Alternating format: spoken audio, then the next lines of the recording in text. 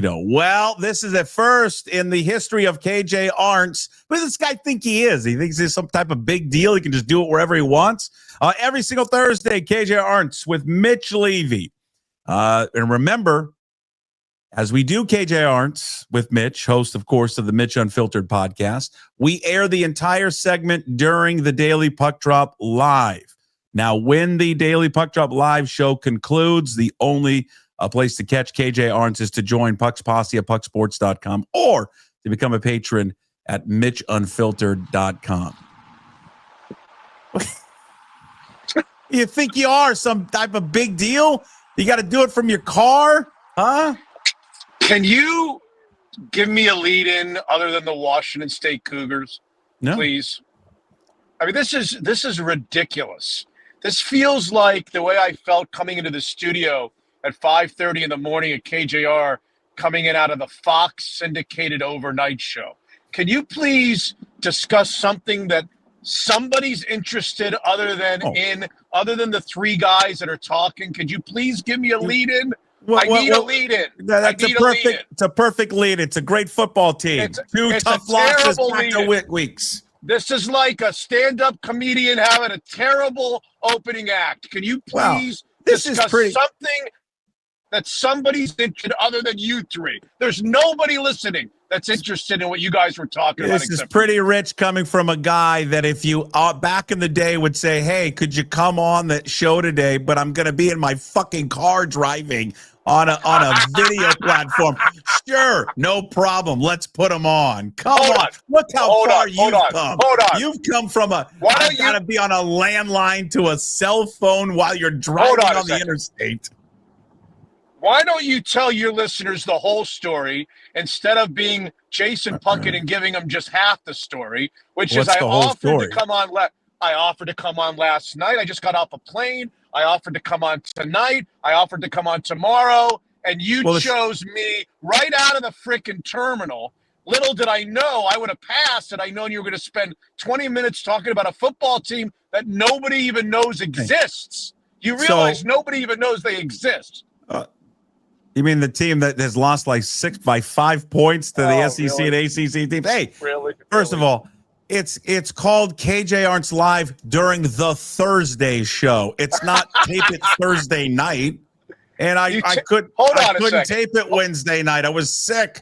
I was in the hospital. I was in an emergency room, for God's sakes. Well, that would have been better than this. Lord, my finger get in the way? I don't know what you're doing. I don't know what I'm doing.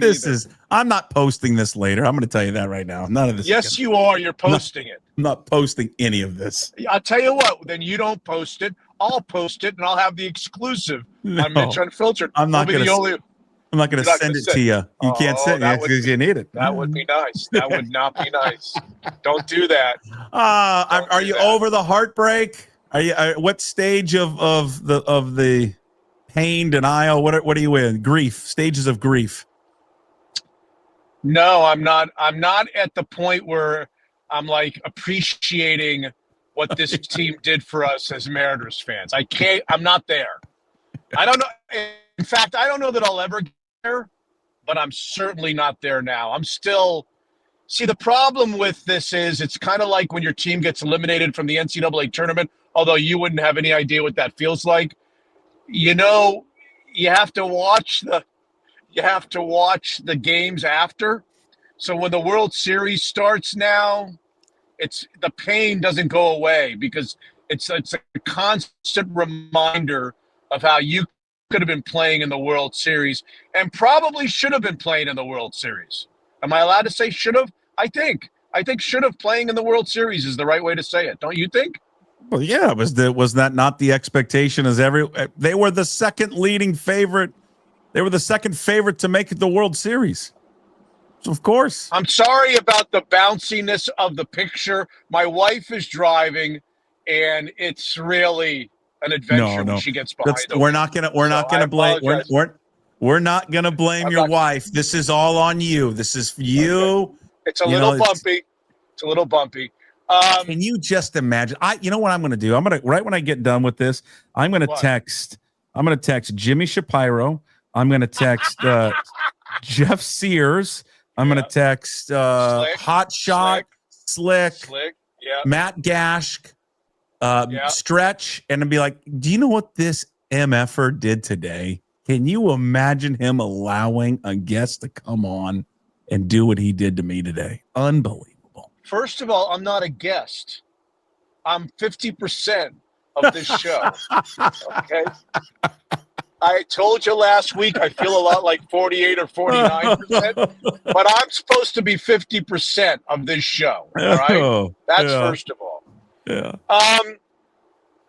Going back to the topic at hand, the one thing that that I'm having trouble letting go of. I know everybody's talking about how it should have been Munoz instead of Bizzardo and all that. The one thing that I can't quite let go of is just the way we're handling starting pitching. Yes. During the postseason. For 5 years, we've heard that the cornerstone of this organization and the fact that when we get into a playoff series, the great advantage that the Mariners is going to have is the depth of that young starting pitching. And yet, we're talking about not letting George fucking Kirby go out to face the 9-hitter in the bottom of the 5th inning after 65 pitches, and he's allowed 1 run over 4 innings. What is the wrong? This is absurd.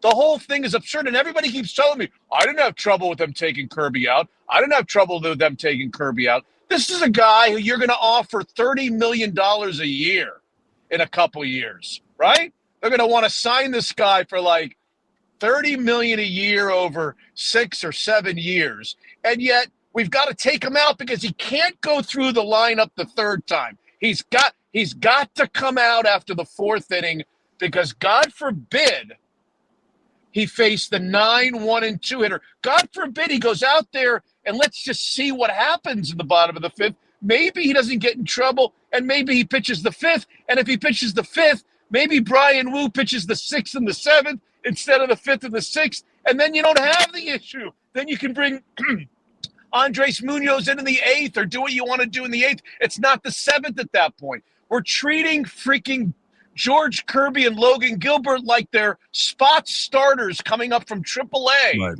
That we have to get them through 4 innings and get them the hell out of there because we got to get into the – it's preposterous. I don't know why more people don't agree with me and why I don't hear more about the fact that we're treating starting pitchers like they can only get 2 times through the order. I don't understand that. I'm gonna pull old trick on you that you pull on me and others. You don't listen to the Bill Kruger Monday appearance on the Daily Puck Trump. Bill Kruger. I actually do. I didn't hear this past Monday. This has been his thing for years. Okay. Years on this. He cannot stand how they handle starting pitching, and not just from a Mariners perspective, like how a lot of teams handle it. I couldn't agree with you more. I don't understand what they're trying to do. I talked to Divish about this the day after we did, kind of our special, just all Mariners show on the day after. And to me, my thing that I get frustrated with them a lot is they seem to pre-plan everything. That's right. Everything is pre-planned. That's right. There's none of this like, okay, and I've got no problem with having an outline of what they want to do or what they think they're going to do. But once you get into the game, and to your point, and you see that Kirby's pitching like this, and it's like really on, and it was so perfect because the day before when I talked to Kruger about what does he want to see from Kirby, he's like, he needs to attack the top line. He needs to pitch inside. They need to bust this team with fastballs. And then that's all he did. It was just fastball central. And you see the success he had. And then, but because in the pregame, they decided that it's 4's it for him. That's it. He's done. They make these moves, and I think it's ridiculous. It's so over managing. It's just over managing, and it's ridiculous. By the way, I don't see Blake Snell coming out after the 4th inning. I don't see the Dodgers guys. I don't see Tarek Skubal coming. And yet, here's a guy, and I'll say it again. I know I'm repeating myself. they're gonna want Logan Gilbert to stay. They're gonna want George Kirby to stay, and they're gonna offer him $30 million a year to stay. And yet, you won't let him pitch to the number 9 hitter in the freaking bottom of the 5th inning when they've thrown 65 pitches and they've allowed 1 run in 4 innings to the best offensive team in Major League Baseball. It makes no sense. They would never have been in the 7th inning situation had they just let their freaking starter go out for the bottom of the 5th. I'm not asking for a miracle. Just let him go out for the bottom of the 5th. It makes no sense to me. It'll never make sense to me. So what I don't know with that, because it's not. Yes, just I know what you're going to say. I know what you're going to say. You're going to say, is it Dipoto or is it Wilson? Who is it?